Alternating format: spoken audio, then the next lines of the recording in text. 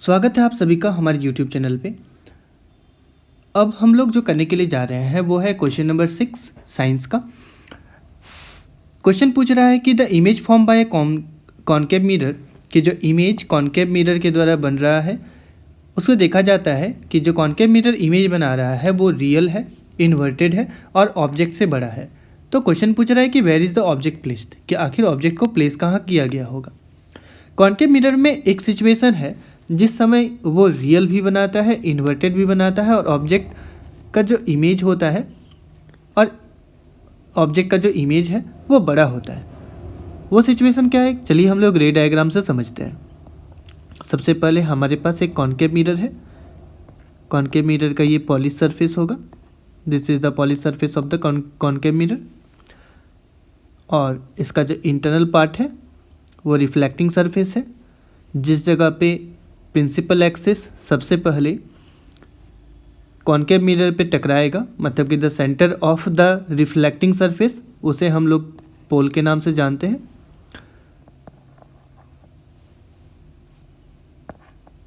इसे हम लोग फोकस कहते हैं और ये सेंटर ऑफ कर्वेचर है। यदि हम लोग ऑब्जेक्ट को सी और एफ के बीच में रखें, ऑब्जेक्ट को सी और एफ के बीच में रखें, हम लोग जानते हैं स्पेशल रे डायग्राम से कि यदि ऑब्जेक्ट को सी और एफ के बीच में रखा जाए तो सबसे पहले एक रे जो कि प्रिंसिपल एक्सिस का पैरेलल है, हम लोग जानते हैं a ray which is parallel to the principal axis will pass through the focus. ये फोकस से होके पास होगा। जो दूसरा रे है उसको हम लोग फोकस से भी पास कर सकते हैं या फिर पोल से भी पास कर सकते हैं। द सिंपलेस्ट ऑफ देम कि हम इसको फोकस से पास कराएं। यदि फोकस से पास कराएंगे तो रिफ्लेक्टिंग सरफेस से टकराकर ये जो रे होगा वो रिफ्लेक्ट हो जाएगा। जिस जगह पर रिफ्लेक्टेड रेज एक दूसरे को एक्चुअली मीट कर रहे होंगे वहीं पर इमेज का फॉर्मेशन होगा। इस जगह पर इमेज बन रहा है।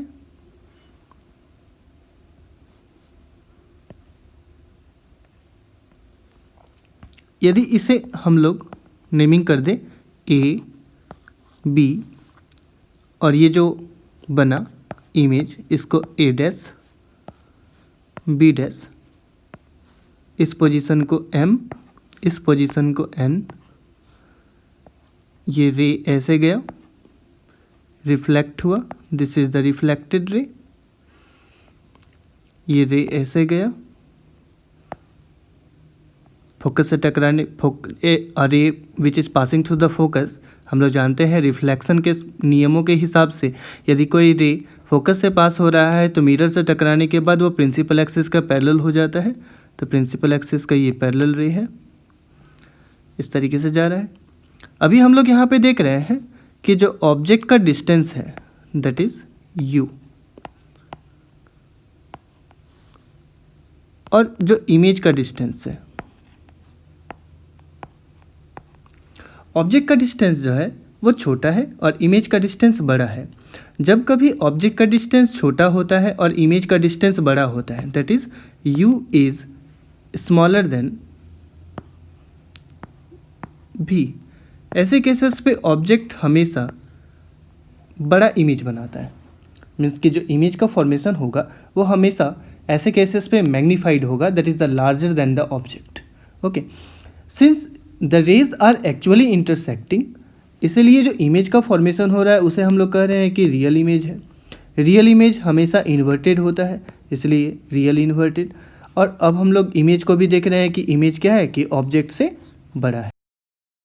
उसी के और क्वेश्चन में पूछा जा रहा है कि name the part of the lens through which अ रे of light passes without suffering any deviation, कि हमें लेंस का वो पार्ट बताना है जिससे रे ऑफ लाइट यदि पास होगा तो वो बिना डेविएशन का पास हो जाएगा। हम लोग जानते हैं टर्मिनोलॉजी से, यदि हमारे पास कोई एक कॉन्वेक्स लेंस है या फिर कोई एक कॉनकेव लेंस है। यदि एक कॉन्वेक्स लेंस है तो एक कॉन्वेक्स लेंस हम लोगों को कुछ इस तरीके से दिखेगा। This is the convex lens. एक कॉन्वेक्स लेंस में जो सेंट्रल पॉइंट होता है कॉन्वेक्स लेंस का उसे हम लोग कहते हैं ऑप्टिकल सेंटर। जानते हैं कि ऑप्टिकल सेंटर एक स्पेशल पॉइंट होता है प्रिंसिपल एक्सिस पे through which any ray of light passing through the optical centre then it goes undeviated that is without bending in its path. इसका मतलब क्या कि यदि हम कोई एक रे को ऑप्टिकल सेंटर से पास करेंगे तो ऑप्टिकल सेंटर से पास होने वाला जो रे है वो बिना बेंडिंग का वो आगे चला जाएगा। ये कॉन्वेक्स लेंस के लिए और कॉन्केव लेंस के लिए भी सेम प्रोसेस फॉलो होता है। यदि कॉन्वेक्स लेंस के जगह पे यदि हम लोग एक कॉन्केव लेंस देखते तो एक कॉन्केव लेंस में भी हम लोगों को ये दिखेगा, ये इसका division part, this is the central part where the two lines meet each other. ये जो पॉइंट होगा इसे हम लोग ऑप्टिकल सेंटर कहेंगे। यदि कोई एक रे ऑफ लाइट को ऑप्टिकल सेंटर से पास करे देन हम लोग जानते हैं optical centre is a special point on the principal axis through which any ray of light passing through it goes undeviated that is without bending in its path. तो इसका answer क्या होगा? यदि हम इसका आंसर ढूंढें तो हम लोगों को पता चल गया कि वो पॉइंट या फिर वो पार्ट लेंस का जिससे कि रे ऑफ लाइट पास हो और रे ऑफ लाइट पास होने पर बिना डेविएशन का वो आगे जा रहा है, तो हम लोग उस पॉइंट को क्या बोलते हैं? उस पॉइंट को हम लोग बोलते हैं optical centre. Optical centre. Question number 7 पे पूछा जा रहा है कि in the arrangement shown figure, कि जो अरेंजमेंट इस फिगर पे दिखाया जा रहा है, इस अरेंजमेंट में दो तरह के कॉइल्स हैं जिसको कि एक नॉन कंडक्टिंग सिलेंड्रिकल रॉड पर जो है कॉइल को उंड किया गया है, मतलब कि लपेटा गया है। सबसे पहले बोल रहा है कि initially the key is not inserted in the circuit, कि शुरुआत में हम लोग जो प्लग की है, प्लग की का मतलब क्या कि यहाँ पर जो स्विच है जिसको हम लोग प्लग की कह रहे हैं, ये प्लग की को पहले इंसर्ट नहीं किया गया, इसका मतलब इट इज़ ओपन सर्किटेड। बोल रहा है फिर बाद में कि लेटर द कीज इंसर्टेड, कि बाद में हम लोग की को इंसर्ट कर देते हैं। की को इंसर्ट कर देते हैं मतलब क्या कि जो पोजीशन है अब उसको ऑन कर देते हैं and then remove shortly after, उसके बाद फिर उसे कुछ देर के लिए हटा लेते हैं। क्वेश्चन पूछ रहा है कि what are the two observation that can be noted from the galvanometer reading, कि यहाँ पे जो गैल्वेनोमीटर है उस गैल्वेनोमीटर की रीडिंग में हम लोगों को कौन कौन से ऑब्जर्वेशन दिखाई दे रहे हैं। सबसे पहला कि यहाँ पर जो कॉइल 1 है, इस कॉइल 1 को हम लोग क्या बोलेंगे? तो इस कॉइल 1 को बोलेंगे हम लोग primary coil. The coil 1 is called primary coil. ये जो कॉइल 2 है, इस कॉइल 2 को हम लोग बोलेंगे सेकेंडरी कॉइल। कॉइल 2 हमारा है सेकेंडरी कॉइल। अब क्या होगा कि पहले तो स्विच को हम लोग ऑन नहीं किए, मतलब कि की को इंसर्ट नहीं किए, इसका मतलब कि वो ऑफ पोजीशन पे था। जब वो ऑफ पोजीशन पे था तो हम लोगों को कुछ नहीं पता चलेगा। अभी क्या है कि हम लोगों को क्वेश्चन पे जो पूछ रहा है वो बोल रहा है कि गैल्वेनोमीटर की रीडिंग पे क्या असर दिखेगा। तो गैल्वेनोमीटर क्या है कि गैल्वेनोमीटर एक ऐसा डिवाइस है जो करंट को डिटेक्ट करता है। ये करंट के अब्सेंस को और करंट के प्रेजेंस को बताता है। ओके, तो सबसे पहले हम लोगों को यहाँ पर जैसे ही हम क्या कर रहे हैं कि की को इंसर्ट कर रहे हैं, मतलब कि स्विच को ऑन कर दे रहे हैं, तो ये पॉजिटिव टर्मिनल सेल का है और ये नेगेटिव टर्मिनल है ना। अब क्या होगा कि जो डायरेक्शन होगा करंट का वो फ्लो करेगा पॉजिटिव टर्मिनल से लेकर नेगेटिव टर्मिनल तक का। इसका मतलब कि हम लोग कॉइल में भी देखेंगे कि सम अमाउंट में इलेक्ट्रिक करंट का फ्लो होगा। जब कॉइल 1 में कुछ मात्रा में इलेक्ट्रिक करंट का फ्लो होगा तो इसके कारण से जो कॉइल 2 है उस कॉइल 2 में एक इंड्यूस्ड करंट का सेटअप होगा। इंड्यूस्ड करंट का जब सेटअप होगा, जब यहाँ पे इंड्यूस्ड करंट का सेटअप हो रहा है, तो इंड्यूस्ड करंट का सेटअप किस लिए हो रहा है? इंड्यूस करंट का सेटअप हो रहा है due to the primary coil. यहाँ पे जो प्राइमरी कॉइल है, क्योंकि इंड्यूस करंट का सेटअप कैसे हो सकता है? हम लोग जानते हैं कि इंड्यूस करंट का सेटअप करने के लिए या तो कंडक्टर को मैग्नेटिक फील्ड के चारों ओर घुमाना पड़ेगा या फिर हम लोगों को क्या करना पड़ेगा कि मैग्नेटिक फील्ड को चेंज करना पड़ेगा। इट मीन्स की that either changing the magnetic field और moving the magnet inside the magnetic field. तो इससे क्या होगा कि हम लोग क्या कर सकते हैं, आसानी से इंड्यूस करंट का सेटअप कर सकते हैं। इसका मतलब क्या कि जैसे ही हम लोग स्विच को ऑन किए, कॉइल 2 हम लोगों को इंड्यूस्ड करंट दिखा रहा है। यदि कॉइल 2 इंड्यूस्ड करंट दिखा रहा है तो गैल्वेनोमीटर के नीडल में कुछ मात्रा में हम लोग हलचल देख पाएंगे। इसका मतलब कि there will be some deflection in the needle of the galvanometer. अब जब गैल्वेनोमीटर के नीडल में डिफ्लेक्शन होगा तो वो तब तक होगा जब तक कि इसमें करंट है। आगे बोल रहा है कि देन रिमूव शॉर्टली आफ्टर, कि हम लोग क्या कर रहे हैं कि कुछ देर के लिए फिर उस करंट को हटा दे रहे हैं, मतलब कि हम लोग स्विच को ऑफ कर दे रहे हैं। जैसे ही हम लोग स्विच को ऑफ करेंगे, सबसे पहले गैल्वेनोमीटर का नीडल 0 पे आएगा एंड देन उसके अपोजिट डायरेक्शन में, मतलब कि रिवर्स डायरेक्शन में हम लोगों को डिफ्लेक्शन दिखाएगा। इसका मतलब कि जो दो ऑब्जर्वेशन है, उस पहले ऑब्जर्वेशन में देखेंगे क्या कि the needle of the galvanometer shows deflection. तो सबसे पहला आंसर होगा कि the needle of the galvanometer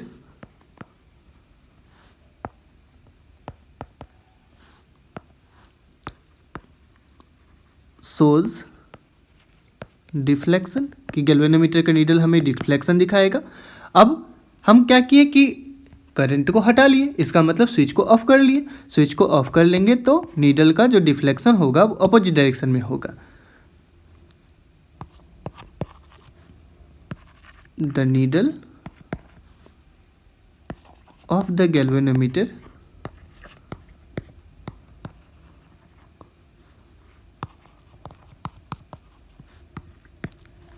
shows deflection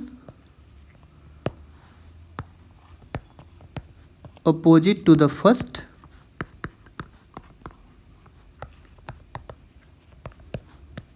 as soon as the current is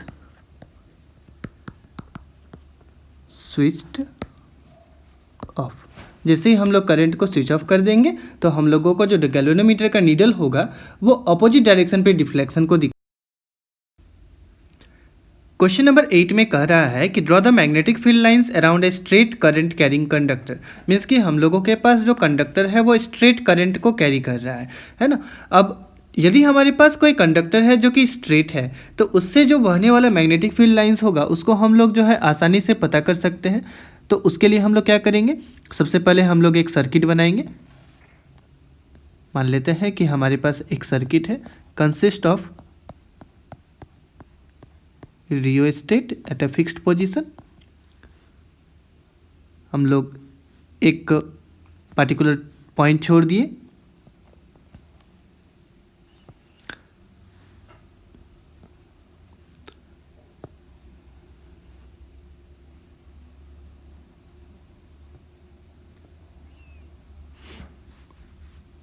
इसको हम लोग कनेक्ट करेंगे एमीटर से।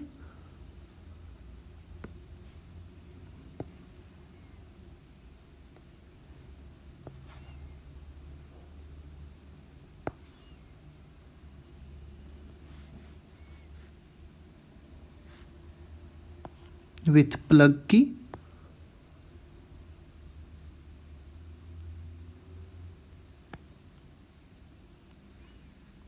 And battery.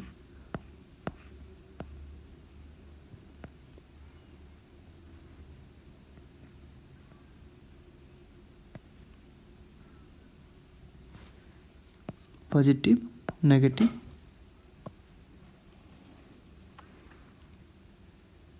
मान लेते हैं कि इस जगह पर कोई हम लोग एक कॉपर वायर लगाएं, that is x Y.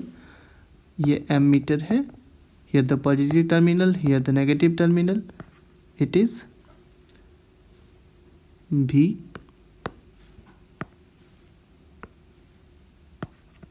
And it is in on position, that is K, switch है ना। अब क्या कर रहे हैं कि यहाँ पे डायरेक्शन ऑफ करंट को देख रहे हैं, here the direction of current is in upward direction.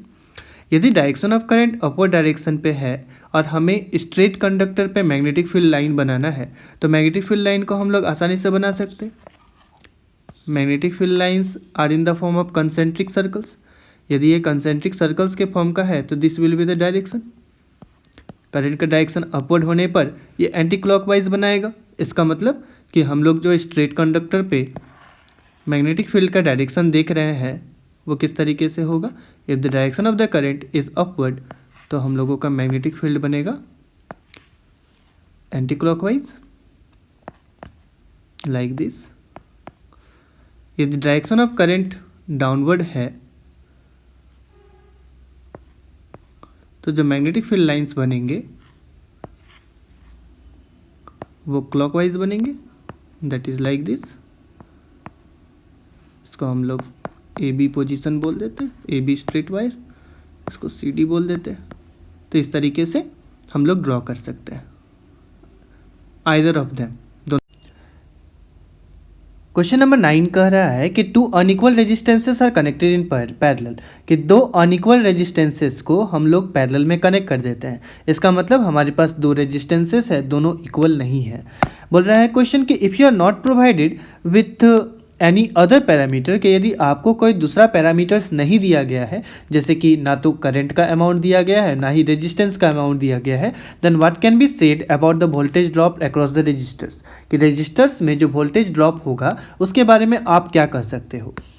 सबसे पहले बात आता है अनइक्वल रेजिस्टेंसेस का। मान लेते हैं कि हमारे पास दो रेजिस्टेंसेस है, एक रेजिस्टेंस है R1 और एक रेजिस्टेंस है R2। चूँकि ये दोनों के दोनों रेजिस्टेंसेस अनइक्वल है, इसका मतलब क्या कि दोनों एक दूसरे के इक्वल नहीं है।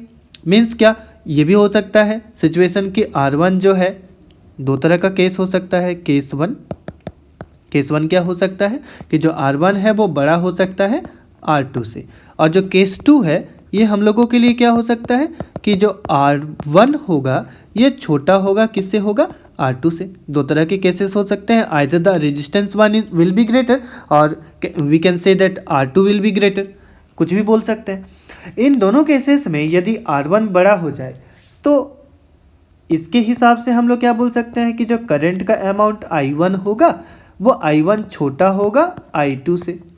इसके केसेस में हम लोग क्या बोल सकते हैं कि जो करंट का अमाउंट I1 होगा वो बड़ा होगा, किससे होगा, I2 से, क्योंकि रेजिस्टेंस इन्वर्सली प्रोपोर्शनल होता है करंट का।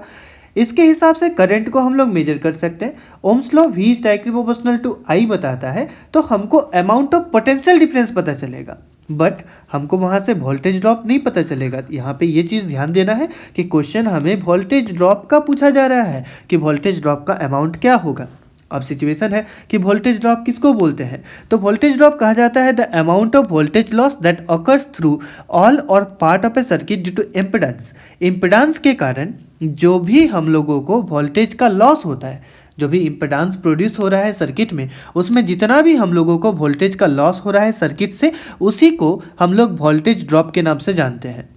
वोल्टेज ड्रॉप यहाँ पे क्या हो रहा है कि इम्पिडेंस के कारण जो सर्किट में वोल्टेज लॉस होगा वो ना के बराबर होगा, इसलिए वोल्टेज ड्रॉप कितना होगा, तो वोल्टेज ड्रॉप दोनों में सेम रहेगा। तो हम लोग क्या लिखेंगे, voltage drop will be same. Voltage drop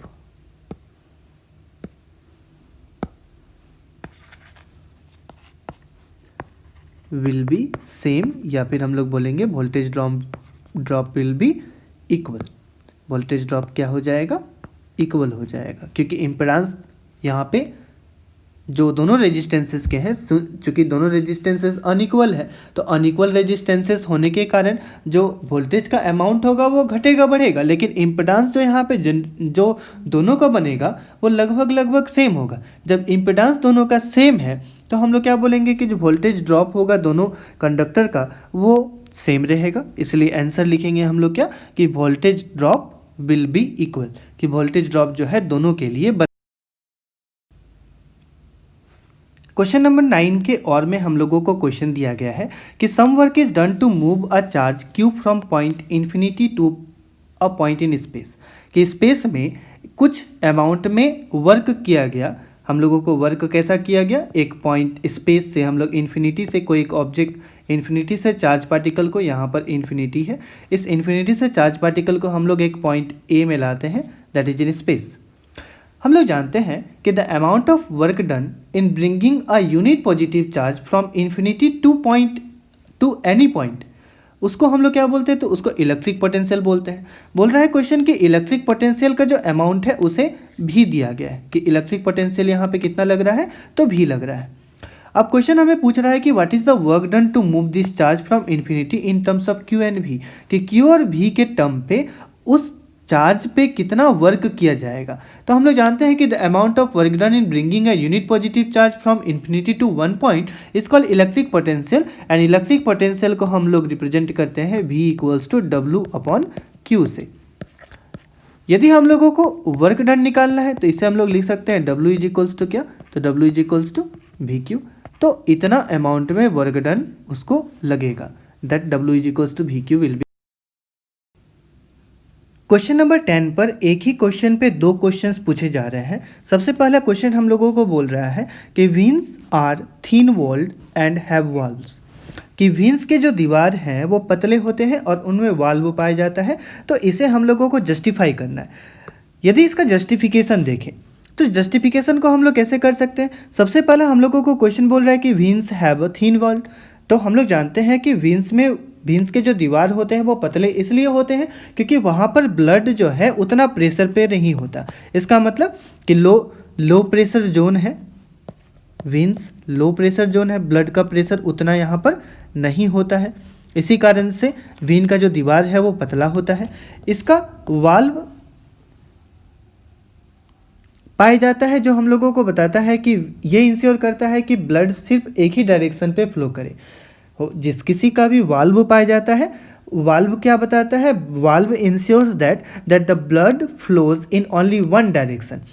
तो वेन्स के जो पतले दीवार है वो इसलिए होते हैं because the blood is no longer under pressure. Veins का वाल्व इसलिए होता है क्योंकि ब्लड सिर्फ एक ही डायरेक्शन पे फ्लो करता है, that is towards the heart. किधर, तो हार्ट की तरफ। इसलिए वेन्स की जो दीवार है वो पतली होती है और वाल्व उसमें पाई जाती है। वाल्व इसलिए पाई जाती है क्योंकि हम लोग जानते हैं कि वाल्व ये इंश्योर करता है कि ब्लड जो है पीछे फ्लो ना कर जाए। तो ये इंश्योर करता है बैक फ्लो ऑफ ब्लड को, ये बैक फ्लो ऑफ ब्लड को रोकता है। इसी कारण से उसके जो दीवार है उसमें वाल्व पाए जाते हैं। इसके दीवार पतली होती है क्योंकि यहाँ पे ब्लड का प्रेशर उतना नहीं होता है जितना एट्रीज में होता है। इसलिए वेन्स का जो दीवार है वो पतला होता है और इसके वाल्व होते हैं।